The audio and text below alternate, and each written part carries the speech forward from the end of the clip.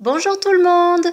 Aujourd'hui nous allons découvrir ensemble une recette de pâte à sucre naturelle. Il n'est pas question ici de faire le procès des pâtes à sucre industrielles qui permettent des résultats époustouflants en termes de coloris et de modelage. Chacun est libre d'utiliser et de consommer ou non le produit qui lui convient à partir du moment où son choix peut se faire de manière éclairée. N'oublions pas que la recette de pâte à sucre que je vous propose contient 90% de sucre. Alors à ce propos, pour votre santé, évitez de manger trop gras, trop sucré, trop salé. Nous aurons besoin de 300 g de sucre en poudre, 2 fois 100 g d'eau, 50 g d'huile de noisette ou de pépins de raisin, 12 g d'agar-agar et 600 g de sucre glace tamisé. Allez, je vous emmène dans ma cuisine. La préparation va se faire dans 3 récipients différents. On commence par préparer 300 g de sucre en poudre dans une poêle auquel on ajoute 100 g d'eau. On laisse porter le tout à ébullition en surveillant régulièrement jusqu'à obtention d'un sirop épais. Dans le second récipient, de préférence en verre, on tamise 600 g de sucre glace et on forme un puits. Pour tamiser, j'utilise un ustensile que j'ai trouvé chez Ikea. Enfin, on verse 12 g d'agar-agar dans un bol que l'on va mélanger à 100 g d'eau froide et 50 g d'huile. On continue de surveiller le sirop qui ne doit pas brunir. En passant la spatule au fond de la poêle, on voit qu'il devient de plus en plus visqueux. À ce moment-là, on retire la poêle du feu, on ajoute la préparation d'agar-agar, on mélange bien et on remet sur le feu pour laisser épaissir.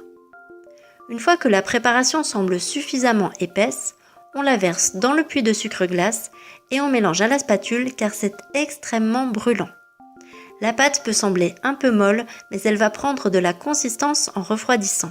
Dès qu'on peut la toucher avec les mains, on la malaxe suffisamment longtemps jusqu'à obtenir une pâte souple que l'on peut étaler et décoller du tapis ou du plan de travail facilement. Au besoin, on peut ajouter un peu de sucre glace ou un peu d'huile selon sa consistance. La cuisson des différentes préparations varie d'une fois sur l'autre et d'une cuisine à une autre. Il est donc difficile de connaître le temps de cuisson exact et le grammage précis. Certains préfèrent une pâte plus souple que d'autres. À vous de trouver le dosage parfait pour obtenir la pâte que vous aimez. Cette pâte se conserve bien emballée dans un film étirable, puis dans un sachet ou dans une boîte hermétique pendant plus d'une semaine sans problème. Vous pouvez également la stocker au réfrigérateur. Comme elle ne contient pas de conservateur, je vous déconseille cependant de la conserver aussi longtemps qu'une pâte industrielle. L'huile qu'elle contient pourrait rancir. Et voilà, vous pouvez commencer à couvrir vos gâteaux d'une jolie pâte blanche comme neige. Vous constaterez que sa texture est différente des pâtes industrielles. Vous pouvez par exemple tout à fait accoler 2 morceaux de pâte l'un à côté de l'autre et les lisser avec un lisseur à pâte à sucre. Au bout de quelques passes, le raccord entre les 2 morceaux de pâte va complètement disparaître et se fondre dans la masse. Par exemple, pour mon tout premier gâteau en pâte naturelle que vous voyez ici, j'ai dû le couvrir bande par bande car il m'était impossible de l'étaler en une seule fois. J'ai passé le lisseur et c'est devenu insoupçonnable.